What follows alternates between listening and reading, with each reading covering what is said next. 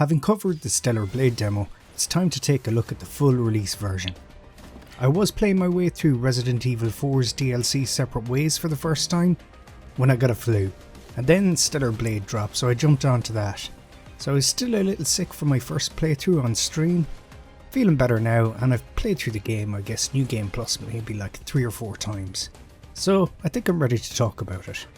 For the Resident Evil 4 fans, I'll be going back to Resident Evil 4 Separate Ways in a video in the near future.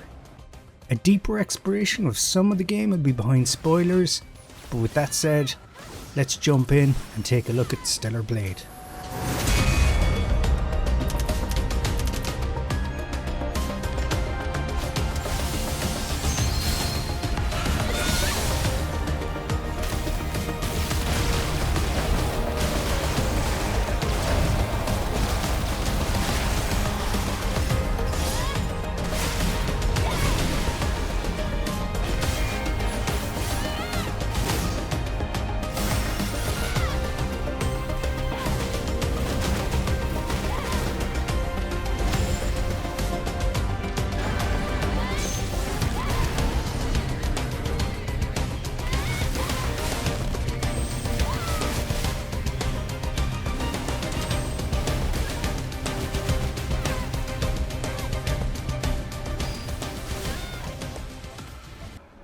Stellar Blade is the right game at the right time. I'm a fan of these types of games, so it's great to see another action RPG on the PS5 platform. But that leads me to my first kind of point of critique. It's a shame that it's a console exclusive. I'm not a fan of the practice, but I understand developers often don't have much choice when it comes to funding projects. That said, it's a cool game, with some flaws, but we'll get into those later. I would compare and contrast Stellar Blade to other action RPGs from Software and those from Team Ninja. In many ways it's closer to a Team Ninja game. I know it also draws heavily from the Nier series, but I've not played those games, so I can't really speak to that. In our look at the demo, I compared Stellar Blade to From Software's Bloodborne, but as mentioned earlier, it's more akin to a Team Ninja title. It lacks the risk and reward mechanics of a From Software title, where death sees the player lose their souls or skill points acquired from defeating enemies up until that point. Stellar Blade is less punishing in general than any Souls-like, and gets a lot easier after levelling up and towards late game, especially when you get used to the knockdown mechanic. That quickly becomes the dominant strategy. That said, the combat system still stands up, and the variety of gameplay keeps you engaged. Levels vary from linear designs like IDOS 7 to more open world levels like the Great Desert. You also have underground dungeon levels like Altus Lavoir, where you're limited to using your ranged weapons, offering a more third-person survival horror-esque type gameplay. These dark, scientific research facilities are a high point in setting the mood and tone of the game for me. This, alongside puzzles, collectible hunting, luge sections,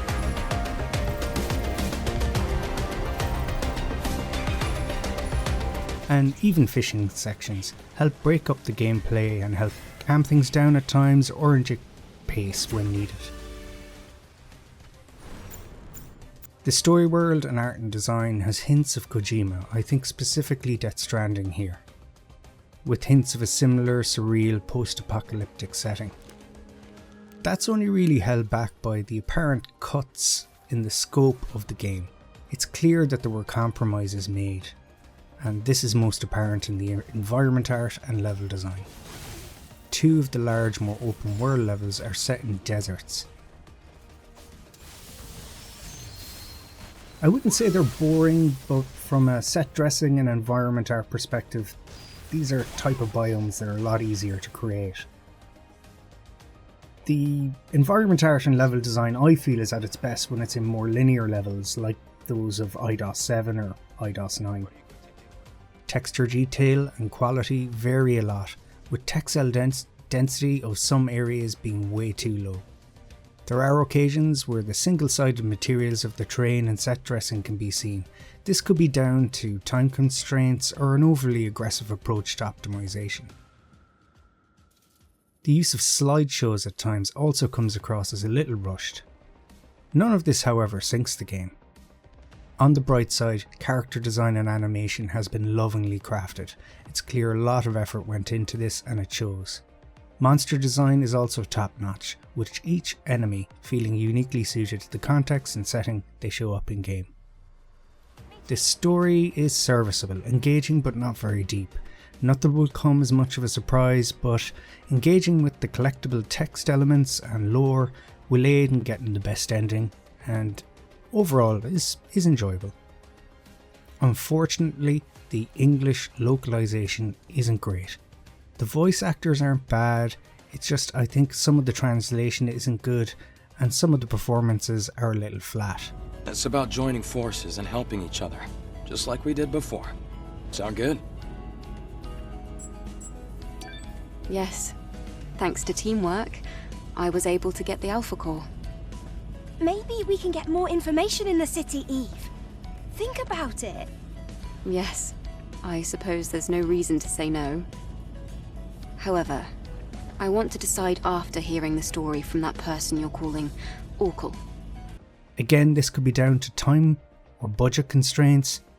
Doesn't ruin the game, but with a little more time and direction, I think it could have been a lot better.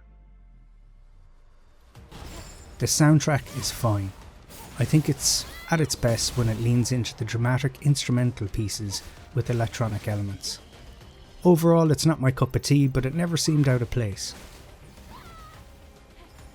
So, let's sum up what I think about the game before delving into spoilers. Stellar Blade is a fun action RPG. It doesn't rise to the heights of something like Bloodborne, a game I hold in very high regard. It is, however, a standout title on the PlayStation 5, a platform I feel hasn't seen enough games when compared to previous generations of Sony consoles. If you have a PS5 and enjoy action RPGs, then I think it's definitely worth checking out. I'm interested to see where they go with the series. I just hope they have more time and a bigger budget for future installments.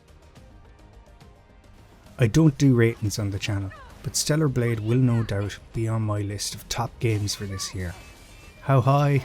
That'll depend largely on how good the Silent Hill 2 remake is and the Elden Ring expansion. Stellar Blade is a great game, one well worth checking out. It just falls short of being a truly awesome game here and there. So, spoilers are up next, so for those not sticking around, this has been DStream TV. Thanks for tuning in.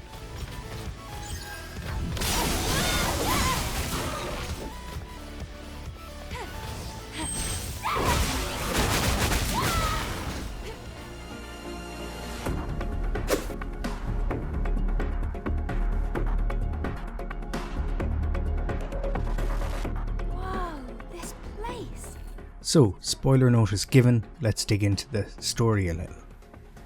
I'm not going to dissect everything in the game here, just the stuff I wanted to cover that could be considered spoiler.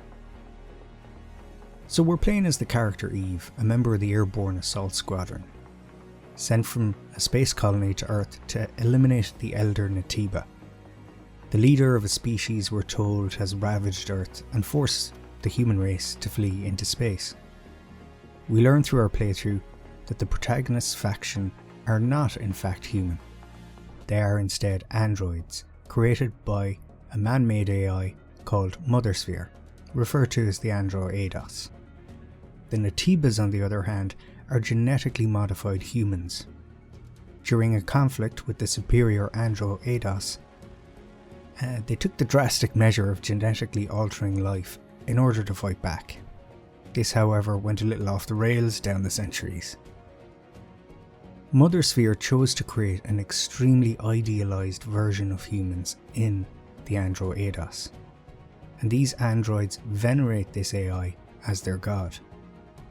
This is contrasted by the mindless, twisted and ruined forms of the Natibas, who've abandoned everything in order to overcome their enemy.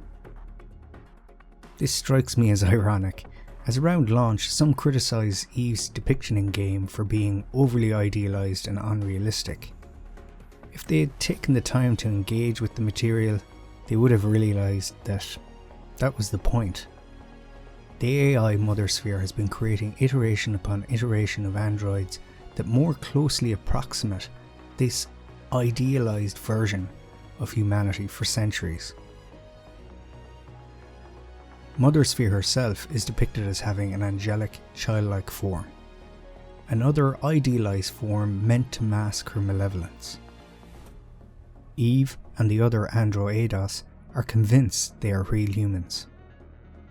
This leads to an interesting interaction late game when we encounter an early iteration of android that lacks the free will and intelligence current androids possess, with Eve mourning her passing as she would any other of her kin. It was an honor and a privilege to serve you.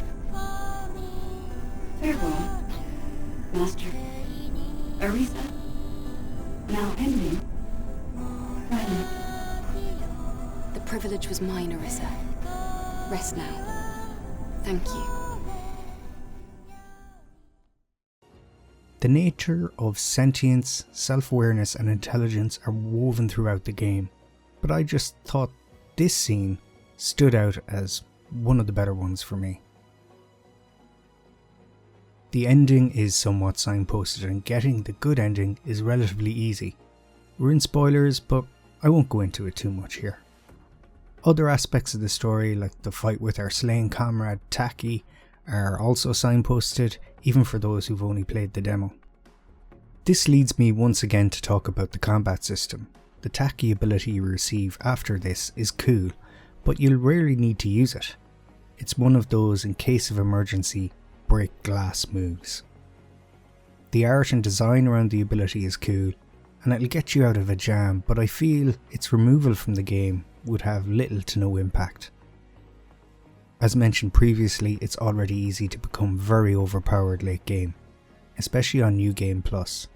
Knockdown, punish, rinse and repeat. So I don't think the Taki moveset was needed.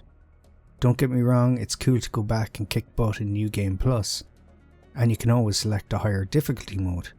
I just feel that there could have been a little more focus on expanding the world and environments, something I'd love to see in any future installment. As I finish out my thoughts on Stellar Blade, a new patch is dropped adding the much welcome boss challenge mode to the game. This will add some much needed replayability value.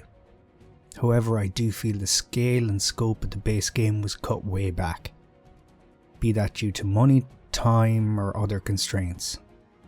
Regardless, it's apparent the original vision for this game was much larger. In closing, I imagine when I think of the PS5 platform in years to come, Stellar Blade will be one of those games that come to mind. And like I said before, it's a great game, just shy of being a truly awesome one. Let's hope the developer Shift Up gets the budget and team large enough to execute another big title without having to compromise in the future.